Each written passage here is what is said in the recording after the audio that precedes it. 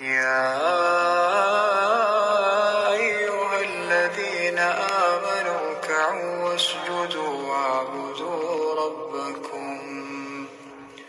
واعبدوا ربكم وافعلوا الخير لعلكم تفلحون.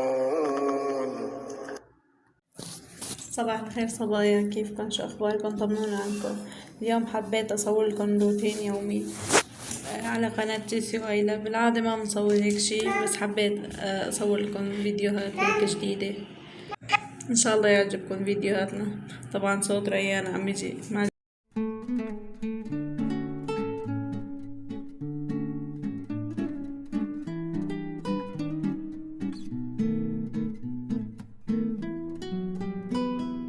هلا، وأنا عم جهز الفطور. رح نحكي لكم شوي عن حياتنا. نحن عشنا في تركيا تقريبا شي 10 سنين، بعدين قررنا انه ننزل على سوريا، وهلا جينا والحمد لله الأوضاع تمام، كلش تمام. نحن كنا فاتحين القناة من زمان، تقريبا 4 سنين أو هيك شي، بس كنت فاتحة القناة للبنوتات، فبسبب الأوضاع وهيك ما قدرنا نكمل كتير، فهلا رجعنا من جديد، وإن شاء الله بنكمل فيديوهات وروتينات يومية.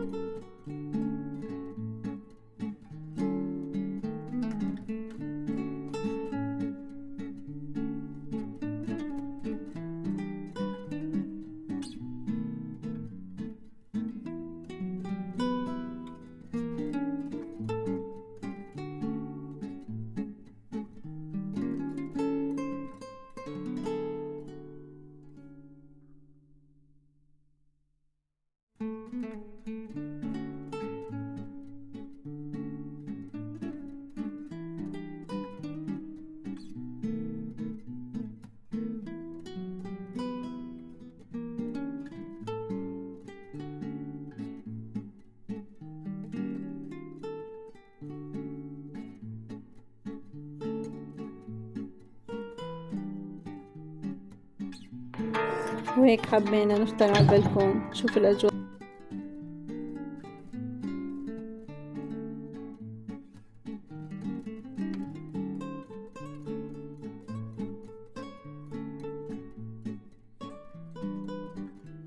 وإن شاء الله مع الأيام اللي جاية بنظبط التصوير شوي باعتبار نحن مبتدئين.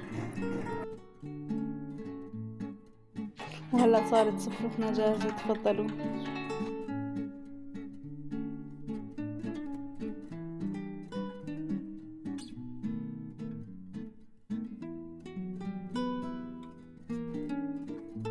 وهون آيلة حبت تسلم عليكم. طبعا جيسي مو فاضية، ملتهية بالأكل. وريان حبيت احط لكم هيك مقطع عم ياكل شوكولا. بالبداية كان عم ياكل بالخبز، بعدين بلش كان بياكل شوكولا. هيك بعد ما خلصنا الأكل قلت أجل الجليات نحكي معكم شوي. هلا لأول مرة إذا بتشوفوا قناتنا بتمنى منكم تدعمونا، وإن شاء الله مع الأيام الجاية بنسوي فيديوز أحسن وأحلى، نصور لكم مناطق بسوريا كتير أماكن حلوة إن شاء الله.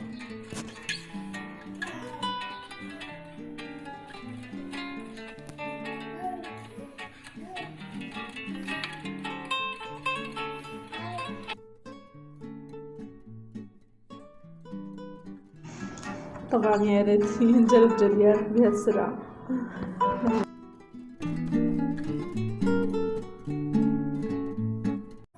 واحلى شي هو بعد زمان انه تغسل الارض وروايح طيبة.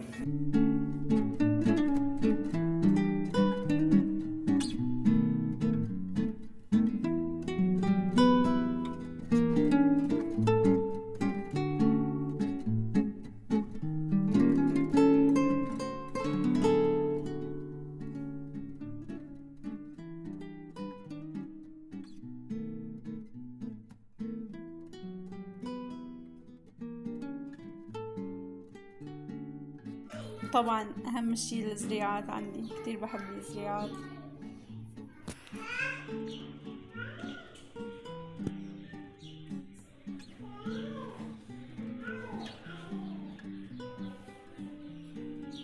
هون آيلة عم تبين شوي شعرها بكوش.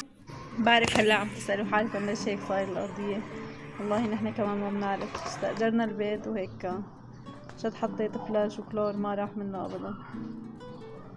هون زرعت زريعة جديدة، وأهم شي الزريعة إذا ما كانت بسطولة الدهان ما بتحسي بأجواء سوريا أبدا.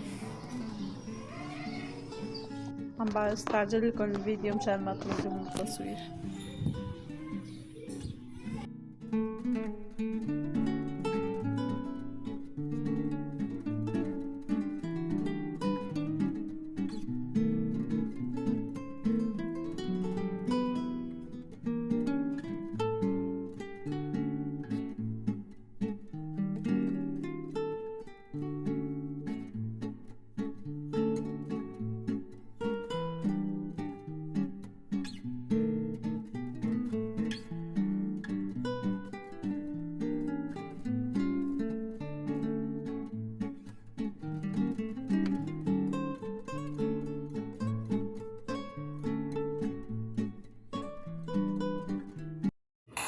هون هلا بعد ما خلصنا البيت والتنظيف قلت اقوم اطبخ بعد ما عمر شي ساعتين تقريبا.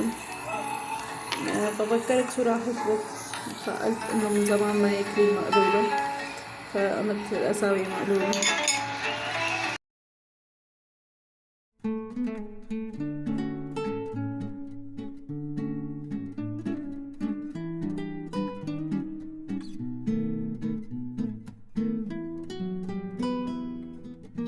هون بعد كنت مجهزة كل شي، سلقت الفروج ريان وكان في بندورة مفرومة، حطيت البندورة المفرومة، ما بتفرق هو ذاتها أنا ما بحبها، بس مشان ما يحترق تحت الطندرة. هلا حطيت للرز فليفلة وملح، في منهم بيحطوا بالمي، في منهم بيعملوا هيك، أنا بحب هيك.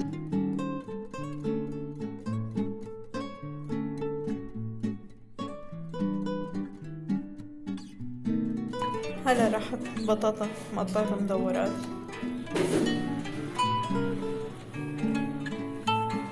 وبحط الباذنجان انا من طرف هيك، ما بحط بالنص.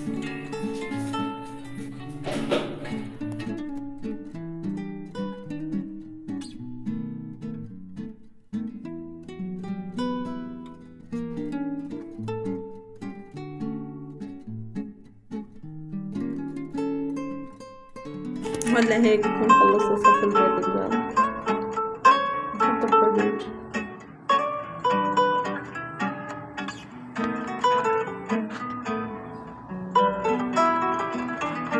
نضيف رز عليها.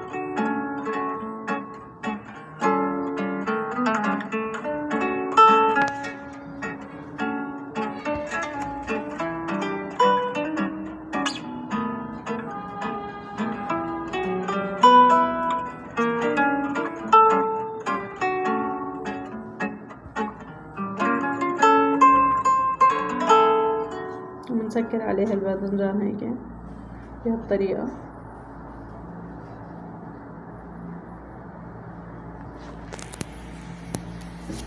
هلا حطيت غطا طنجرة صغيرة، بتقول ليش هيك عملت، بس مشان ما يتفتحوا الباذنجان، مشان يكون نظامي متسكر. كل واحد وطريقته.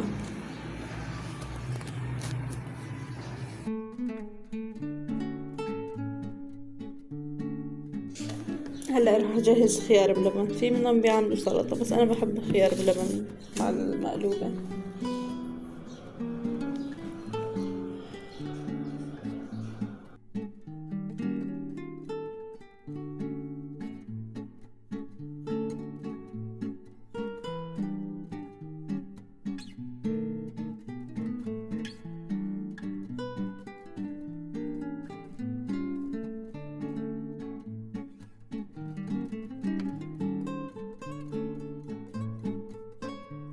لا، بعد ما خلصت الطبخ قلت اجلي الجليات مشان ما يتراكموا عندي.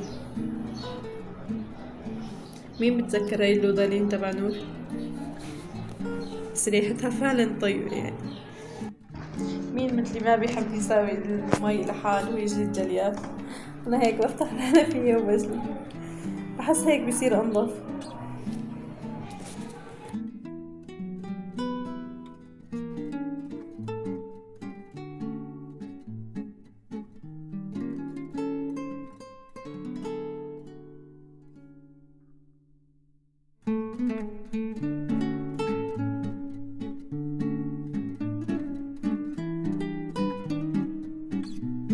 جبت هاي فرمت الثوم، ابدا ما حبيتها، لا بتفرم منيح ولا شي، ولساتها بتنطعج.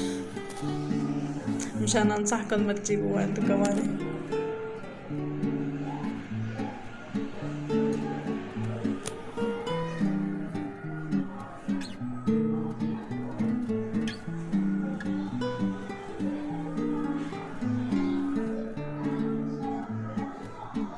النظافة غير شي خير. هلا نشوف الطبخة كيف صارت. حطيت على نار وسط يعني، كل ما كانت النار تحتها هادية كل ما طلعت الطبخة أطيب.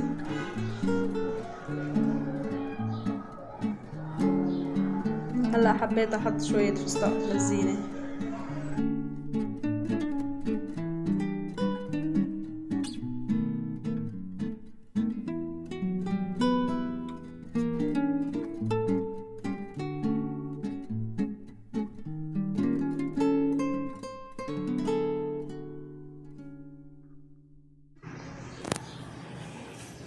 هلا هيك خلصت الطبخة، نشوف شكل النهائي.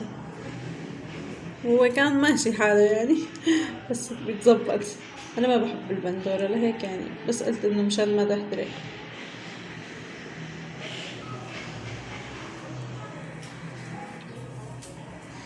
بس الطعمة فعلا كانت طيبة يعني، صح ما كان منظره هالقد بس الطعمة طيبة.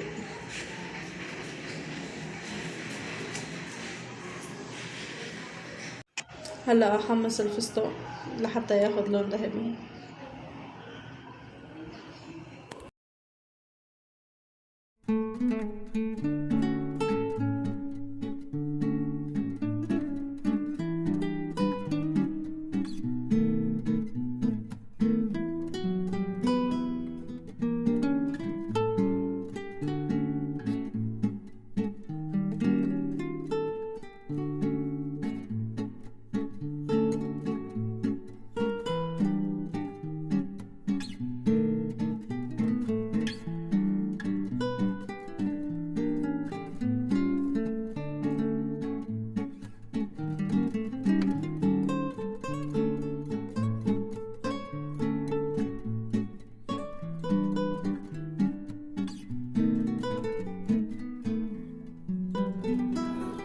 وهذا شكله النهائي. يا سلام.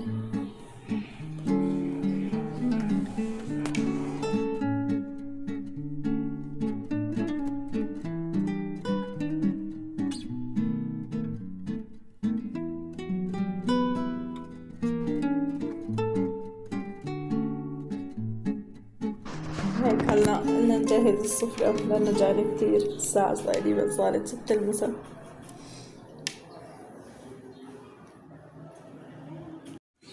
تفضلوا يا جماعة ناكل مع بعض.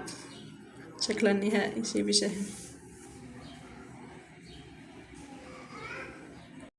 وهيك هلا يا جماعة وصلنا لنهاية الفيديو. إن شاء الله يكون عجبكم روتيننا اليومي. إذا حبيتوا هيك روتينات اكتبوا لنا بالتعليقات، إن شاء الله بنرجع بنصور. يلا باي باي.